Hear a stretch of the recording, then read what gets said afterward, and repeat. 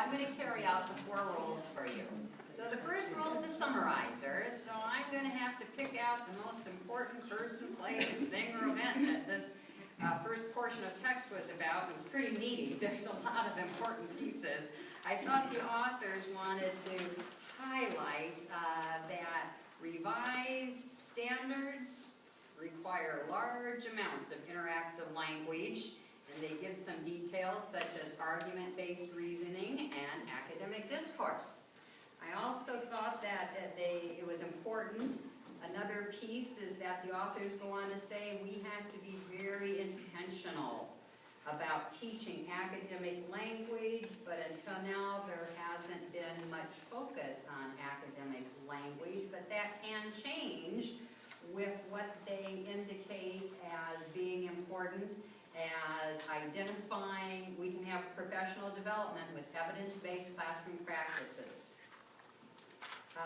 And that another important piece is that there are 3 dimensions to academic language: vocabulary, syntax, and discourse.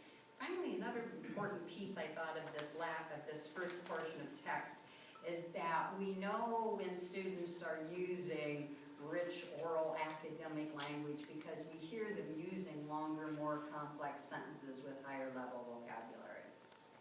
Is there anything else any of you want to add on to my summary? Anything else you thought the authors highlighted as being important? Okay, so pretty soon, when you all have to be the summarizer, remember, you're going to be picking out what's important, and you'll also ask everyone else, hey, does anyone want to add on to my summary? Okay. The second role that I'm going to play is the questioner. Okay, so here's my question. What are 2 reasons we haven't focused on teaching academic language and giving students opportunities to use academic language? You have to answer. One reason is the lack of clarity about evidence-based classroom practices. Thank you. That is one reason. We just haven't known for sure what are some evidence-based practices. And what's the second reason? Support for teachers' growth and instruction. Yeah, we just haven't provided that professional development. Does anyone else have a question that you'd like to ask the rest of the group about what we just read? Okay. All right, then I'm going to carry on the next role. And the next role is clarifier. So just like somebody with the magnifying glass, I'm going to look at something that I think might be confusing to all of you, and I'm going to address acronyms. Because there's a fair amount of acronyms in this article. There's a fair amount of acronyms in the world of English language learning. There's NEP, LEP, FEP, all these different things.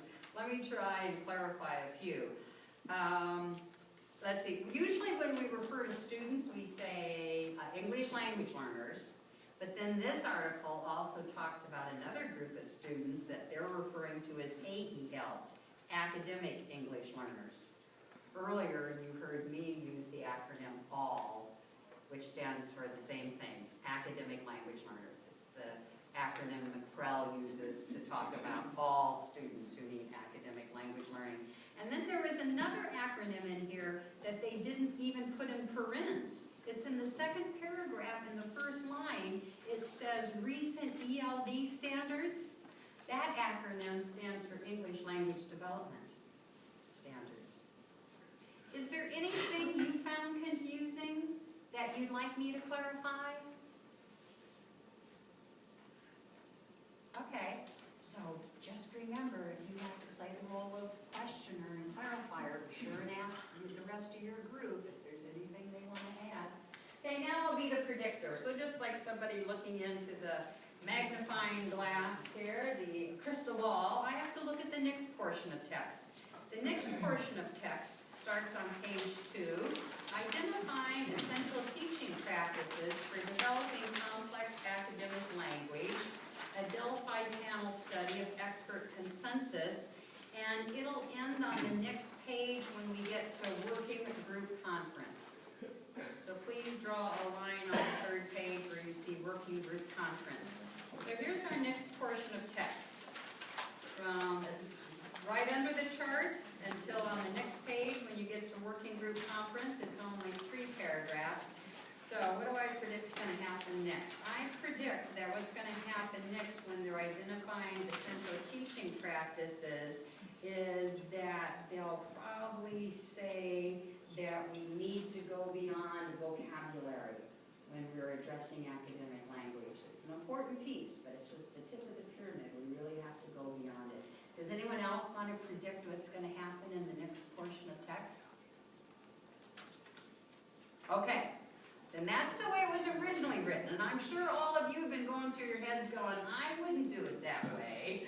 I wouldn't pick a student leader. I would probably seat kids in tables of 4, just like you're seated, and I would probably have them each carry out one of the 4 roles.